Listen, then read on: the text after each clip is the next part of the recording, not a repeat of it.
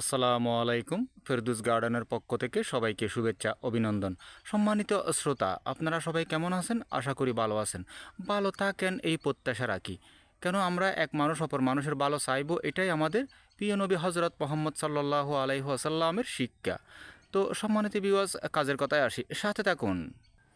সম্মানিত ভিউয়ার্স, কথায় আছে না, ভালো জাত ভালো যত্ন, তাহলে মিলবে রত্ন।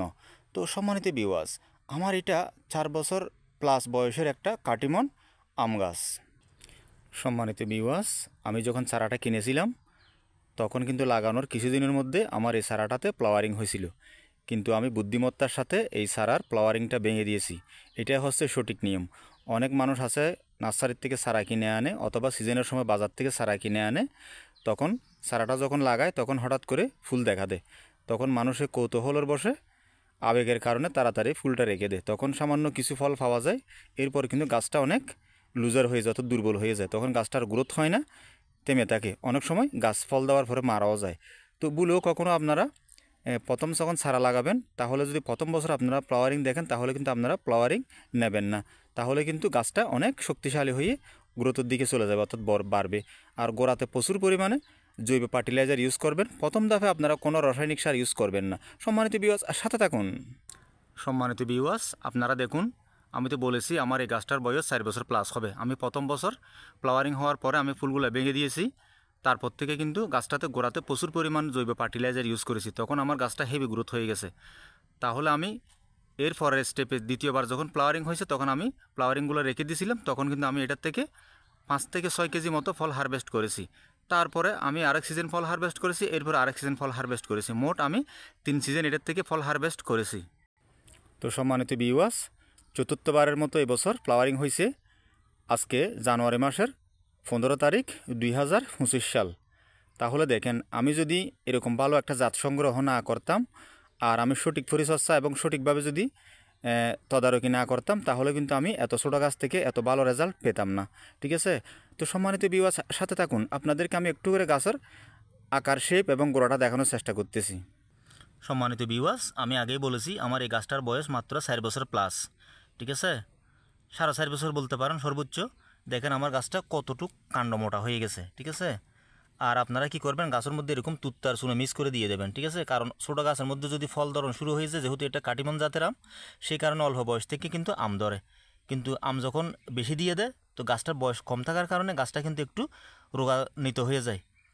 তো আবহাওয়ার সাথে মানে টিকিয়ে থাকতে একটু কষ্ট হয়ে যায়, অর্থাৎ গাছ মরবে না, গাছ একটু রোগা হয়ে যাবে। আপনারা যখন চুনো আর তুত্ত মিক্স করে এখানে ফিটিং করে দেবেন, অর্থাৎ এভাবে গায়ের মধ্যে জড়িয়ে দেবেন, তখন কিন্তু গাছটা আর রোগান্বিত হবে না, গাছটা অনেক শক্তি সঞ্চয় করে ধরে রাখতে পারবে। ঠিক আছে, তার মানে গাছটা টাইট হয়ে যাবে, কোনো আবহাওয়া গাছের ছিদ্র দিয়ে ঢুকবে না, কারণ গাছটা যখন অল্প বয়সের মধ্যে পর্যাপ্ত পরিমাণে ফল দেয় তখন গাছের মধ্যে একটা ফাটা ফাটা রোগের মতো সৃষ্টি হয়। ঠিক আছে, তো সেজন্য এই তুত্ত আর আবার খেয়াল করবেন, দুধ নাকি তুত আর চুনো মিক্স করে আপনারা গাছের গোড়াতে এভাবে লাগিয়ে দেবেন। তো সম্মানিত ভিউয়ার্স, এখানে আরেকটা কথা, যখন ফ্লাওয়ারিং হবে তখন কিন্তু আপনারা গাছে পর্যাপ্ত পরিমাণে পানি দেবেন। যখন ফ্লাওয়ারিং হবে না তখন আপনারা পানি দেবেন না। যদি পানি দেন তাহলে কিন্তু ফ্লাওয়ারিং হবে না। যখন ফ্লাওয়ারিং হয়ে যাবে তখন পানি দেবেন। আর পানি কীরকম দেবেন, এই দেখেন, পানি দেওয়ার পরে এরকম দেখেন আপনারা একটু ভালো করে মাটিতে কিন্তু তস আছে, কিন্তু মাটিগুলো কিন্তু জুরজুরা, অর্থাৎ এখানে অর্থাৎ ফেক কোনো বাপ নাই। তো সেজন্য পানি দেবেন, তবে এমন পানি দেবেন যাতে মাটিগুলো এরকম তস থাকবে, তবে একটু জুরজুরে ভাব থাকবে। ঠিক আছে, এরকম দেখেন, এই শুকনা থাকলেও হবে না, আবার এরকম যাতে না হয় অতিরিক্ত পানি দেবেন, তাহলে কিন্তু মানে মাটিগুলো এরকম জুরজুরে থাকতেছে না, কিন্তু একটু বেশি কি অর্থাৎ পানি জমে থাকতেছে। তখন কি হবে কি, অনেক সময় অতিরিক্ত তস পাওয়ার কারণে গাছ গ্রোথের দিকে চলে যাবে, তখন কিন্তু ফুলগুলো ছেড়ে দেবে, অথবা পর্যাপ্ত পরিমাণে আপনারা কাঙ্ক্ষিত মানের ফল পাবেন না, অল্প ফল পাবেন। আর যদি টপে থাকে তাহলে কিন্তু গাছ মারা যাওয়ার সম্ভাবনাও আছে। ঠিক আছে, তো টপে থাকলে হিসেব করে পানি দিতে হবে, পানি যাতে বেশি না হয়, আবার কম হলেও কিন্তু টপে গাছ টিকে না। কিন্তু মাটিতে আপনি যতই পরিমাণে পানি দেন তাহলে কিন্তু আপনার কোনো ক্ষতি হবে না। তবে ক্ষতি কোনটা হবে, মানে গাছের গ্রোথ বেশি হয়ে গেলে মানে গাছে ফল ছেড়ে দেবে, অথবা কাঙ্ক্ষিত মানের ফল আপনি পাবেন না, ফল কম পাবেন। তো সেজন্য আপনারা নিয়ম মেনটেন করে পানি দেওয়ার চেষ্টা করবেন। সম্মানিত ভিউয়ার্স, সাথে থাকুন।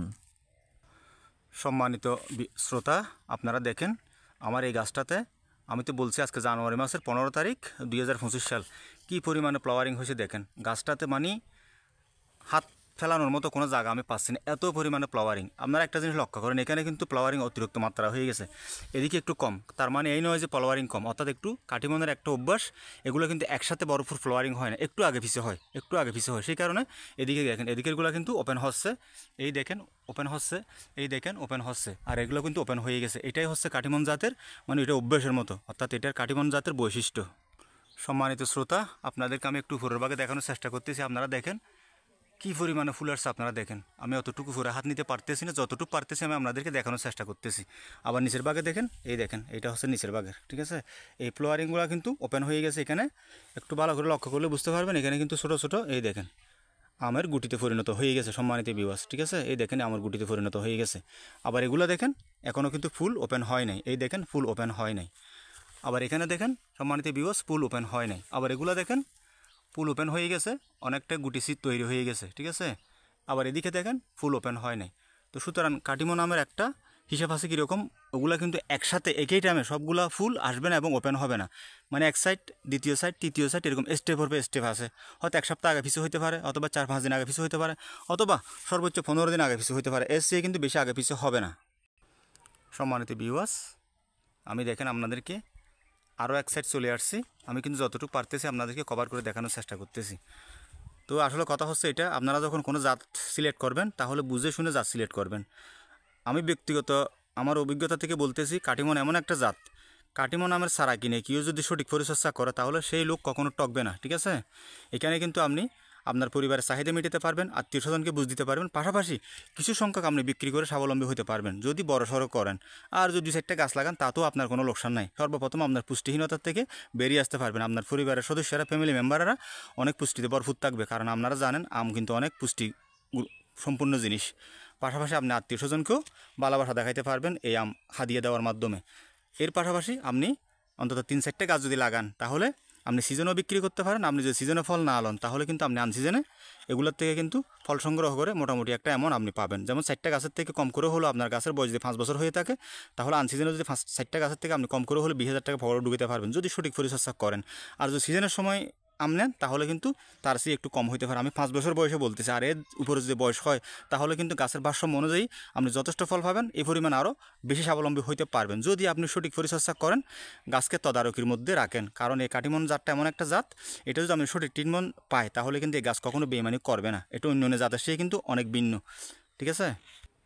তো সম্মানিত ভিউয়ার্স, এটা হচ্ছে কথা। আমি আবার অ্যাগেন করতেছি, যাদের কাছে এরকম কাটিমন আম গাছ আছে, জমিনে লাগানো আছে, বাড়ির আঙ্গিনে অথবা ছাদ বাগানে, যদি আপনাদের ফ্লাওয়ারিং না হয় তাহলে আপনারা হালকা মাত্রায় পানি দেবেন টপে। আর যদি মাটিতে লাগানো থাকে তাহলে কোনো পানি দেবেন না। আর যখন ফ্লাওয়ারিং বের হয়ে যাবে তখন পর্যাপ্ত পরিমাণে পানি দেবেন নিয়ম মেনটেন করে, তাহলে আপনারা কিন্তু টকবেন না, আপনারা ভালো একটা রেজাল্ট পাবেন। তা আসলে কথা বলতে গেলে অনেক কথা, শেষ করা যাবে না। আজকে এতটুকু, সবাই ভালো থাকবেন। আসসালামু আলাইকুম রহমতুল্লাহ বরকাতুহু। যদি ভিডিওটা ভালো লাগে, আপনার যেটা মন চায় সেটা আপনারা করবেন। আশা করি আপনারা ভালো কিছু দেওয়ার চেষ্টা করবেন। ভালো থাকবেন।